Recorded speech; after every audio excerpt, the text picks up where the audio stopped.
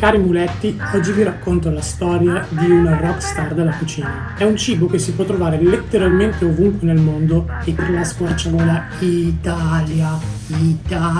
Avrete quasi certamente capito di cosa stiamo parlando. Iniziamo quindi a scaldare i forni per accogliere Sua Maestà la pizza. Prima di procedere, come sempre, vi chiedo di lasciare un bel like, di iscrivervi al canale e soprattutto di attivare la campanella per non perdervi neanche uno di questi gustosissimi, croccantissimi episodi. Come potete notare, oggi indosso una straordinaria camicia a fiori. Lo so, è bellissima e l'ho fatto di proposito proprio nel giorno della pizza per ricordare a tutti quanti, questo è un monito per ricordare a tutti quanti che l'ananas sulla pizza non è da considerarsi legale. Chiunque di voi quindi abusi di questa pratica, per piacere skippi questo video. Scherzo, restate anche voi, però togliete l'ananas dalla pizza. La storia della pizza affonda le sue radici nell'Italia antica, dove la combinazione di ingredienti semplici si è trasformata in una tradizione gastronomica che dura da secoli. I primi indizi di un piatto simile alla pizza risalgono, pensate, all'antica Roma, dove si consumavano delle focacce cotte nel forno a legna, chiamate picea o picea. Queste focacce erano spesso condite con olio di oliva, erbe aromatiche e vari condimenti. Tuttavia la pizza, così come la conosciamo oggi, trova le sue radici, pensate un po', nella città di Napoli. Non ve la sapeva nessuno questa cosa. Già all'epoca Napoli era una meta ambita dai visitatori e ovviamente, essendo una città costiera che si affaccia sul golfo, c'erano anche un sacco di pescatori che lavoravano nella zona. Proprio loro erano ad aver bisogno di un cibo veloce e che fosse anche sostanzioso. Per rispondere a questa esigenza, cuochi napoletani della zona iniziarono a preparare le prime pizze, utilizzando ingredienti locali come pomodoro, olio di oliva e mozzarella di bufala, che fra l'altro rappresentano i 3 colori della bandiera italiana. Ovviamente, come potrete immaginarvi, dato che tutti sappiamo quanto è buona la pizza, anche all'epoca divenne subito popolare sia fra i visitatori che si imbattevano nella città, sia fra i pescatori che lavoravano tutti i giorni nel golfo. Le pizze venivano cotte nei forni di legna e servite in strada, quindi una sorta di street food,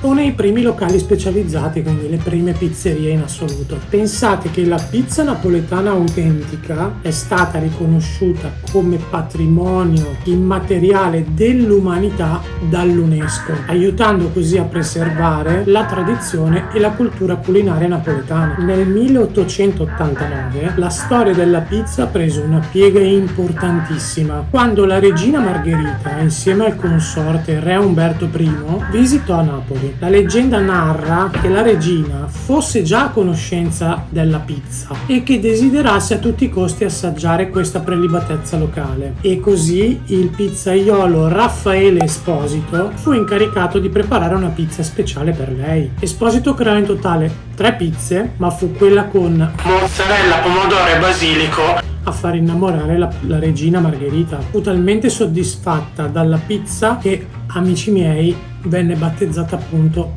Pizza Margherita in suo onore. Da allora la pizza Margherita divenne un successo istantaneo che contribuì a diffondere la fama della pizza non solo in Italia, ma anche in tutto il resto del mondo. Capirete quindi la portata del fenomeno, soprattutto in un'epoca in cui non esistevano smartphone, social media e la comunicazione era molto più lenta di oggi. La pizza è talmente importante per i napoletani che è stato redatto un disciplinare internazionale per l'ottenimento del marchio collettivo Verace Pizza Napoletana, quindi di fatto un documento ufficiale che attesta la definizione esatta di vera pizza napoletana. Il documento per me è molto interessante, ve lo lascio in descrizione così gli potete dare un'occhiata, e aiuta a determinare esattamente quali sono i parametri per poter preparare la vera pizza napoletana. Al suo interno potete trovare diversi articoli che danno un'idea, per esempio, della descrizione del prodotto,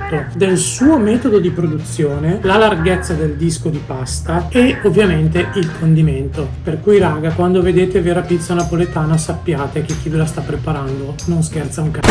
Ma parliamo un po' di evoluzione della pizza, ma soprattutto di diffusione, perché ovviamente raggiungere fama mondiale non è cosa facile. La pizza ha attraversato l'oceano con i primi migranti italiani che portarono con sé la propria tradizione culinaria nel Nuovo Mondo. Negli Stati Uniti, infatti, la pizza divenne molto popolare nelle comunità italiane verso la fine del XIX secolo. Inizialmente fu considerato uno street food, un pasto da strada, venduto in pizzerie di quartiere e consumato principalmente in piedi. Negli anni 40 però la svolta. La pizza ha iniziato a guadagnare una popolarità immensa anche fuori dalle comunità italiane, diffondendosi in tutto il paese a macchia d'olio, Evo, diventando di fatto una pietanza amata e adorata da tutti. Oggi si sa benissimo, la pizza è diventata un piatto globale, non c'è un paese nel mondo che non la conosca, e per di più ogni paese del mondo ha le proprie varianti che riflettono un po' i gusti locali e le tradizioni culinarie, dalla margherita originale a quelle con l'ananas sopra che non si possono vedere, varianti messicane, statunitensi, giapponesi, insomma, signore e signori, c'è una pizza per ogni palato. Ma poi la cosa bella della pizza, secondo me almeno, è che rappresenta un po' momenti felici, è un comfort food, perché alla fine se uno è triste, almeno se io sono triste e mangio una pizza dopo sto meglio, e rappresenta anche un po' l'unione in famiglia, no? Alla fine quanto è bello andare a mangiare una pizza con la famiglia, ma anche con i propri amici, così come anche quanto è bello mangiarsi una pizza con una birretta o con una cochina bella fresca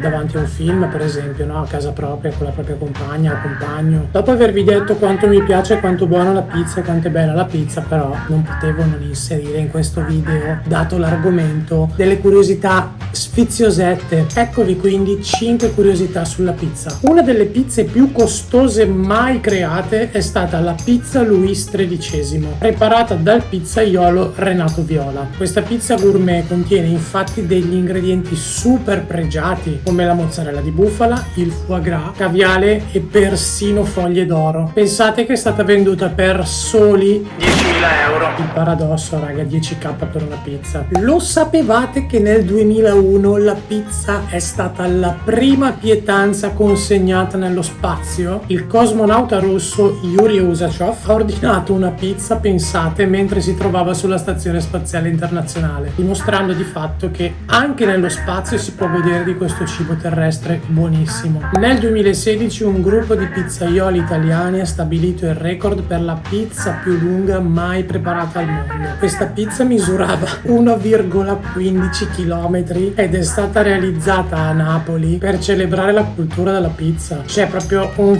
flex, che dire flex non basta. Questo più che un record o una curiosità è proprio uno scivolone. Dovete sapere infatti che nel 2009 un programmatore americano di nome Laszlo Haniecz, spero di averlo pronunciato correttamente, ha ben pensato di pagare 2 pizze consegnate a domicilio con 10.000 bitcoin, che all'epoca del 2009 non valevano un cazzo, ma che oggi varrebbero su per giù 125 milioni di euro.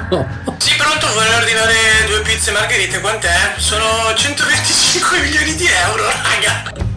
C'è una cifra clamorosa, io ogni volta che leggo sta cosa mi spezzo in due da ridere. Restiamo in tema programmatori perché è la mia categoria preferita. Vi ho lasciato questa curiosità per ultima perché secondo me è veramente una chicca. A metà degli anni 90 ci fu un ragazzo che provò a mettere in piedi un business, un servizio che permetteva alle persone di ordinare la pizza tramite internet sfruttando il fax presente all'interno delle pizzerie o dei ristoranti. L'idea era fighissima, ma forse troppo in anticipo sui tempi, infatti si rivelò un fallimento clamoroso. Però ragazzi, grazie a questo fallimento clamoroso io oggi posso fare un video e condividerlo con voi. E sapete perché? Perché la persona che ebbe quell'idea si chiamava Sergey Brin, e dopo la delusione del business della pizza creò un'altra delle cose più famose della storia, seconda forse solo alla pizza. Signore e signori, Sergey Brin è quello che ha inventato Google. Dopo questa, raga, chiudiamo tutto.